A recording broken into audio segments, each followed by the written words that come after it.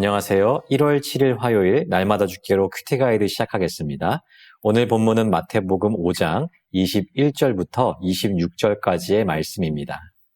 삶을 살아가면서 여러 가지 어려운 일들을 많이 경험하지만 그중 가장 높은 비율을 차지하는 것은 아마도 사람과의 관계 때문일 것이에요.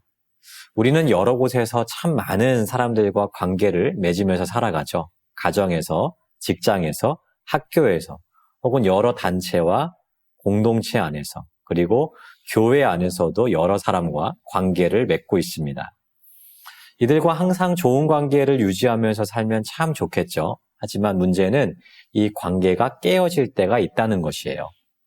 하나님은 우리에게 이웃을 허락하시면서 그들과 좋은 관계를 맺으라고 명령하셨지만 우리 안에 있는 죄성이 이 관계를 온전히 이어가지 못하게 만드는 때가 있다는 것이죠.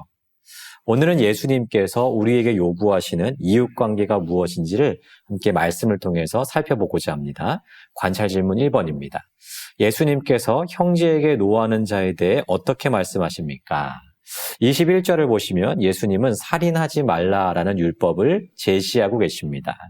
율법을 보면 살인하는 사람은 심판을 받게 되겠다라고 명시하고 있다는 거예요. 그러면서 형제에게 화를 내거나 혹은 라가라고 하며 미련한 놈이라고 하는 그 사람이 심판을 받고 공회에 잡혀가며 지옥불에 들어가게 될 것이다라고 경고하고 계세요.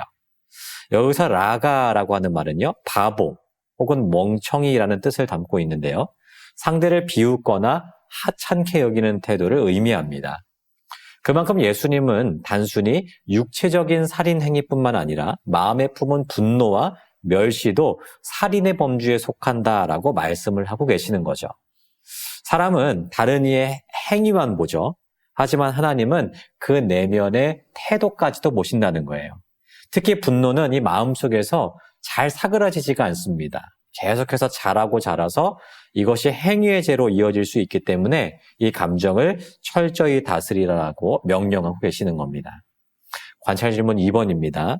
예수님께서 예물을 드리기 전에 형제에게 원망 들을 만한 일이 있다면 어떻게 한 후에 예물을 드리라고 말씀합니까?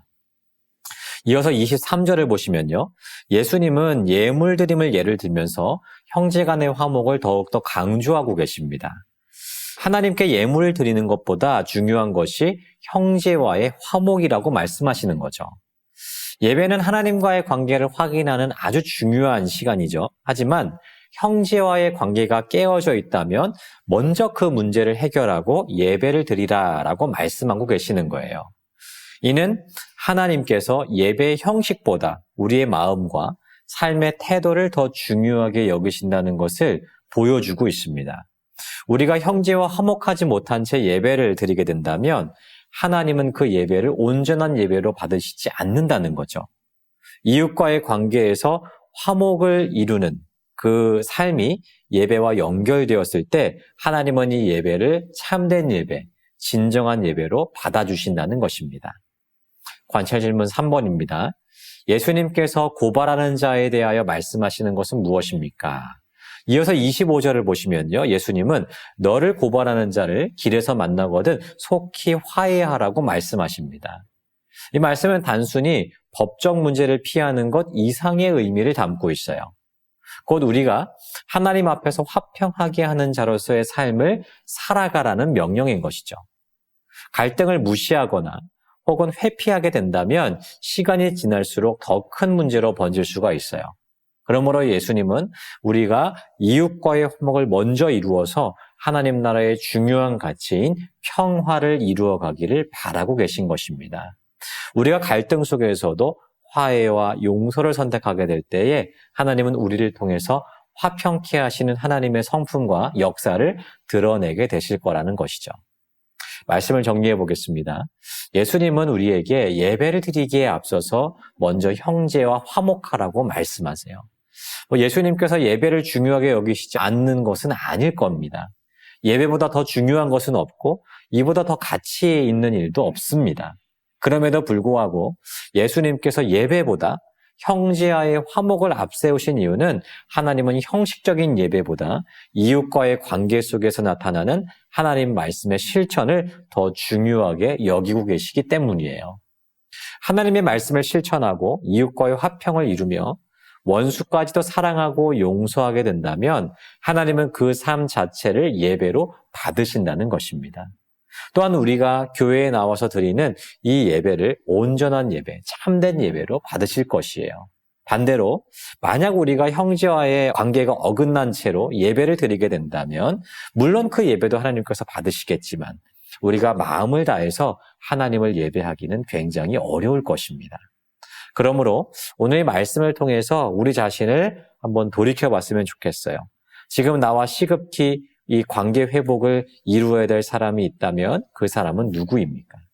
내가 용서를 구해야 될 사람이 있다면, 아니면 용서해야 될 사람이 있다면 그 사람은 누구입니까?